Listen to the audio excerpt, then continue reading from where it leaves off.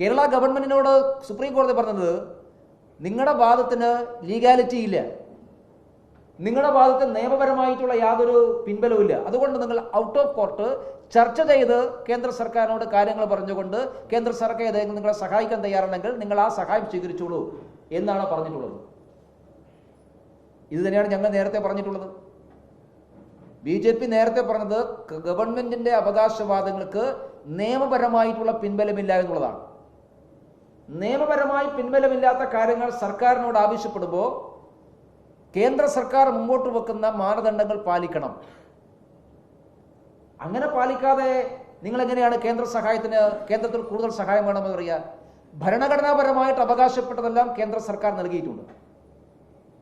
ഇനി വേണ്ടത് അധിക സഹായമാണെങ്കിൽ ആ അധിക സഹായം ലഭ്യമാകണമെങ്കിൽ കേന്ദ്ര ഗവൺമെന്റ് പറയുന്ന മാനദണ്ഡങ്ങൾ പാലിക്കാൻ വേണ്ടി തയ്യാറാക്കണം.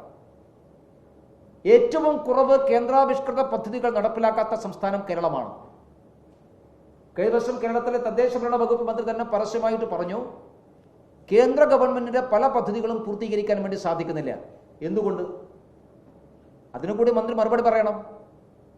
എന്തുകൊണ്ടാണ് കേന്ദ്രാവിഷ്കൃത പദ്ധതികൾ കേരളത്തിൽ പൂർത്തീകരിക്കാൻ സാധിക്കാത്തത്? ഈ സർക്കാരിന്റെ രാഷ്ട്രീയമായിട്ടുള്ള ദുഷ്ടലാക്കുകൊണ്ടാണ്. കേന്ദ്രം ഒരു പദ്ധതി പ്രഖ്യാപിക്കുമ്പോൾ ആ പദ്ധതിയുടെ ധനവിനിയോഗത്തെ സംബന്ധിച്ച് കൃത്യമായിട്ടുള്ള മാനദണ്ഡങ്ങളുണ്ട്. ആ മാനദണ്ഡങ്ങൾ എല്ലാ സംസ്ഥാനങ്ങൾക്കും ഒരേപോലെ ബാധകമാണ്.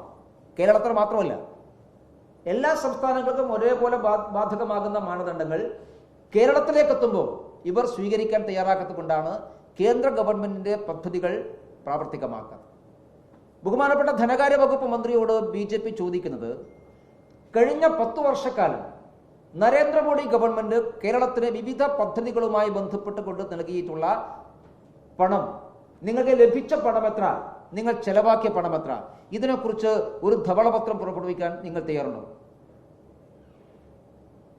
കേന്ദ്ര സർക്കാർ പാർലമെന്റിൽ വിവിധ സംസ്ഥാനങ്ങൾക്ക് എടുത്തിട്ടുള്ള സാമ്പത്തിക സഹായത്തെ സംബന്ധിച്ചിടത്തോളമുള്ള ഒരു ധവളപത്രം ഈ കഴിഞ്ഞ പാർലമെന്റിന്റെ അവസാനത്തെ സെഷനിൽ കേന്ദ്ര ഗവൺമെന്റ് അവതരിപ്പിച്ചു. കഴിഞ്ഞ 10 വർഷക്കാലത്തെ രാജ്യത്തിന്റെ സാമ്പത്തിക സാഹചര്യത്തെക്കുറിച്ചുള്ള ധവളപത്രത്തിൽ അതിന്റെ ഒരു ഭാഗം വിവിധ സംസ്ഥാനങ്ങൾക്ക് കൊടുത്തിട്ടുള്ള സാമ്പത്തിക സഹായത്തെക്കുറിച്ചാണ്. ആ ഡോക്യുമെന്റ് നമ്മുടെ മുമ്പിലുണ്ട്. അതനുസരിച്ച് കേരളത്തിന് കിട്ടിയിട്ടുള്ള പണം എത്രയാണ് എന്ന് ആ ഡോക്യുമെന്റിലുണ്ട്. നിങ്ങൾക്ക് ലഭ്യമായിട്ടുള്ള പണവും പണത്തിന്റെ വിനിയോഗത്തെ സംബന്ധിച്ചിടത്തോളം സംസ്ഥാന സർക്കാർ ഒരു ധവളപത്രം പുറപ്പെടുവിക്കാൻ തയ്യാറുണ്ട്. 50% പോലും തുക വിനിയോഗിക്കപ്പെടുന്നില്ല എന്നുള്ളതാണ് ഏറ്റവും പ്രധാനപ്പെട്ട പരാതി. അതെല്ലാം രാജ്യത്തിലെ നമ്മുടെ നാട്ടിലെ സാധാരണക്കാർക്ക് ഗുണകരമാകേണ്ട പണമാണ്. ആരോഗ്യ മേഖലക്ക്, വിദ്യാഭ്യാസ മേഖലക്ക്, പട്ടികജാതി പട്ടികവർഗ വിഭാഗങ്ങൾക്ക്, നമ്മുടെ വനവാസി കോളനികളിലേക്ക്, ഇതിനെല്ലാം വേണ്ടി ചെലവഴിക്കുന്ന പണമാണ്. ഇതെല്ലാം വേണ്ടി കേന്ദ്ര പദ്ധതികളുണ്ട്. അതിനുവേണ്ടി ചെലവഴിക്കുന്ന പണത്തിന്റെ 50% പോലും നിർവഹിക്കപ്പെടുന്നില്ല എന്നുള്ളതാണ് കേന്ദ്ര സർക്കാർ പറയുന്നത്. കേന്ദ്ര സർക്കാർ ഡോക്യുമെന്റ് സഹിതമാണ് പറയുന്നത്. നിങ്ങൾക്ക് എതിരഭിപ്രായമുണ്ടെങ്കിൽ നിങ്ങൾക്ക് ചാലഞ്ച് ചെയ്യാം. സംസ്ഥാന സർക്കാർ ചാലഞ്ച് ചെയ്യട്ടെ, ഓരോ പദ്ധതികൾ പ്രകാരം ചാലഞ്ച് ചെയ്യട്ടെ. അതുകൊണ്ടാണ് ഞങ്ങൾ പറയുന്നത്, നിങ്ങൾ ഓരോ പദ്ധതിക്ക് കിട്ടിയിട്ടുള്ള പണത്തിന്റെ കണക്ക് എത്രയെന്നൊരു ധവളപത്രം പുറപ്പെടുവിക്കാൻ തയ്യാറാകട്ടെ. അപ്പോഴാണല്ലോ സംസ്ഥാന സർക്കാരിന്റെ കെടുകാര്യസ്ഥതയെക്കുറിച്ച് ജനങ്ങൾക്ക് ബോധ്യമാവുക. അതുകൊണ്ട് സർക്കാരിനെ സംബന്ധിച്ചിടത്തോളം അങ്ങേയറ്റത്തെ മിസ്മാനേജ്മെന്റ് ആണുള്ളത്. ഒരു ധനകാര്യ വകുപ്പ് എങ്ങനെ കൈകാര്യം ചെയ്യണമെന്നറിയാത്ത ഒരു ധനകാര്യ മന്ത്രിയാണ് നമ്മുടെ കേരളത്തിനുള്ളത്. ഒരു തരത്തിലും തോമസ് ഐസക് ധനകാര്യമന്ത്രിയായിരിക്കുന്ന സമയത്ത് അദ്ദേഹത്തിന് കണക്കുകൾ കൊണ്ട് മായാജാലം സൃഷ്ടിക്കാൻ വേണ്ടി സാധിക്കുമായിരുന്നു. ഇപ്പോഴത്തെ ധനകാര്യമന്ത്രിക്ക് അതുപോലും കഴിയില്ല. കേരളം കണ്ട ഏറ്റവും മോശം ധനകാര്യമന്ത്രിയാണ് ശ്രീ ബാലഗോപാൽ. അദ്ദേഹത്തിന് ധനകാര്യ മാനേജ്മെന്റും അറിയില്ല, കാര്യങ്ങൾ അവതരിപ്പിക്കാനും അറിയില്ല.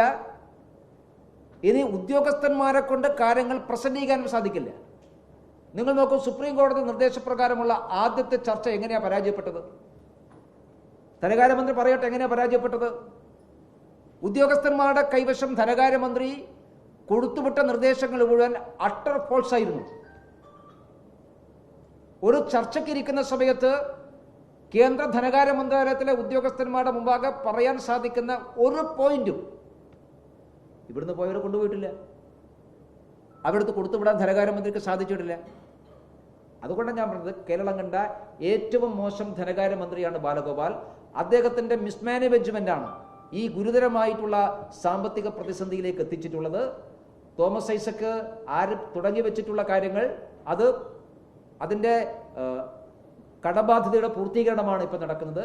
അതുകൊണ്ട് ഈ സാമ്പത്തിക ക്രമക്കേടുകൾ, മുഖ്യമന്ത്രിയും കൂട്ടരും നടത്തുന്ന വലിയ ധൂർത്തും ദുർവ്യവും അത് അവസാനിപ്പിക്കാതെ കേന്ദ്ര ഗവൺമെൻറ് മുകളിൽ പടിചാരിയിട്ട് കാര്യമില്ല. അതുകൊണ്ട് ഈ ധനകാര്യ മിസ്മാനേജ്മെൻറ്റ് അത് ഈ തെരഞ്ഞെടുപ്പിലെ ഏറ്റവും പ്രധാനപ്പെട്ട ഒരു രാഷ്ട്രീയ വിഷയമായി ഉയർത്തിക്കൊണ്ടുവരണം എന്ന് BJP ആഗ്രഹിക്കുന്നു. സംസ്ഥാന സർക്കാരിൻ്റെ കെടുകാര്യസ്ഥതയും കൊള്ളയും ധൂർത്തും അഴിമതിയും ഇതാണ് നമ്മുടെ സാമ്പത്തിക രംഗത്തെ ഇങ്ങനെ പുറകോട്ടേക്ക് നയിച്ചിട്ടുള്ളത്.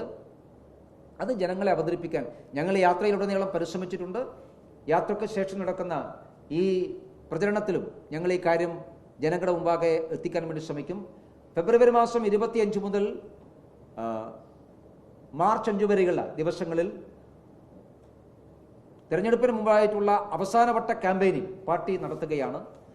കേന്ദ്ര സർക്കാരിൻ്റെ വിവിധ പദ്ധതികളുടെ ഗുണഭോക്താക്കളായിട്ടുള്ള കോടിക്കണക്കിന് ആളുകൾ കേരളത്തിലുണ്ട്. അവരെ എല്ലാവരെയും നേരിട്ട് കാണാനും അവരുമായിട്ട് സംവദിക്കാനും വേണ്ടിയുള്ള ഒരു വലിയ സമ്പർക്കം, ഒരു ക്യാമ്പയിൻ ഫെബ്രുവരി 25 മുതൽ മാർച്ച് 5 വരെയുള്ള ദിവസങ്ങളിൽ രാജ്യവ്യാപകമായിട്ടുണ്ട്. കേരളത്തിലും ആ ക്യാമ്പയിൻ നല്ല രീതിയിൽ സംഘടിപ്പിക്കാനാണ് ഞങ്ങൾ ആഗ്രഹിക്കുന്നത്.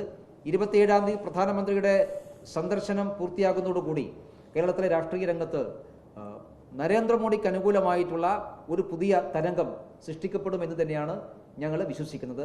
ആ രീതിയിലാണ് കേരളത്തിലെ രാഷ്ട്രീയം മുമ്പോട്ട് പോകുന്നത്.